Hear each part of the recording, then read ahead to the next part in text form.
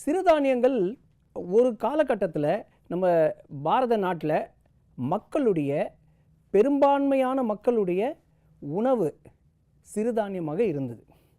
நீங்கள் பார்த்தீங்கன்னா கிட்டத்தட்ட சராசரியாக 50% சிறுதானியங்களும் மீதி 50% கோதுமை, அரிசி இது போன்ற வகைகளை தான் சாப்பிட்டுக்கிட்டு இருந்தாங்க. இப்போ நாளடைவில் இது என்ன ஆச்சுன்னா, சிறுதானியங்களோட பல்வேறு காரணங்களுக்காக சிறுதானியங்களுடைய சாப்பிட்றது குறைய ஆரம்பிச்சிச்சு. இதுக்கு பல்வேறு காரணங்கள் இருக்குது. நம்ம பாரத பிரதமர் ஆட்சிக்கு வந்த பிறகு இதுக்கு ஒரு முக்கியத்துவம் கொடுத்து இதை நாம் திரும்பவும் அந்த பாரம்பரியத்தை நிலைநாட்ட வேண்டும்.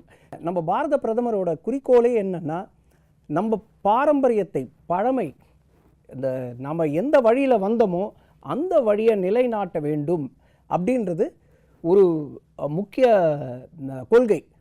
2014 பாரத பிரதமர் ஆட்சிக்கு வந்த உடனேவே எல்லா விஷயம் நீங்கள் பண்ணுறதை பார்த்தீங்கன்னா, பாரம்பரியத்தை காப்பாற்ற வேண்டும், மங்கி போன பாரம்பரியத்தை திரும்ப நிலைநாட்ட வேண்டும் என்றது தான் அவருடைய கொள்கை. அதே சமயம் மக்களுக்கு சத்தான உணவு போய் சேர வேண்டும்.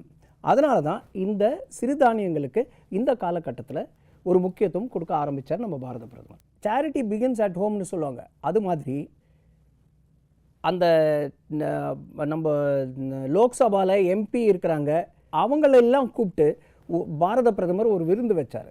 அந்த விருந்தில் வெறும் சிறுதானிய உணவு, எல்லா வகையான சிறுதானியத்தையும் யூஸ் பண்ணி அதை உணவு வகைகள் சமைச்சு அவங்களுக்கு ஒரு விருந்து வச்சாங்க. 2018 ஐநா சபையில் ஒரு வேண்டுகோள் வச்சாங்க. 2023 அந்த ஆண்டு சர்வதேச சிறுதானிய ஆண்டாக அறிவிக்க வேண்டும் அப்படின்னு.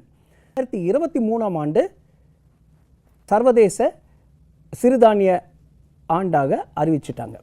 இது நம்ம பாரத பிரதமருக்கு எவ்வளோ தொலைநோக்கு பார்வை பாருங்கள். அந்த 2023 G20 மாநாடு இந்தியாவில் நடக்குது.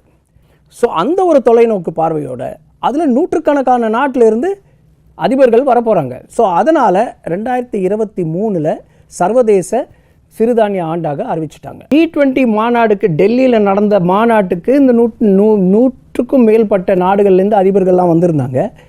அவங்களுக்கு எல்லாருக்குமே அந்த உணவு பரிமாறும் பொழுது சிறுதானியங்களால் ஆன உணவு, சமைச்ச உணவு தான் அவங்களுக்கு எல்லாருக்கும் பரிமாறினாங்க. அவங்களுக்கு எல்லாரும் அப்படின்னா என்ன, அவங்களுக்கு ஒரு மெசேஜ் போகுது உலக அளவில், அதாவது இந்தியா சிறுதானியங்களை முன்னிறுத்துகிறார்கள் அப்படின்ற ஒரு மெசேஜ் போகுது.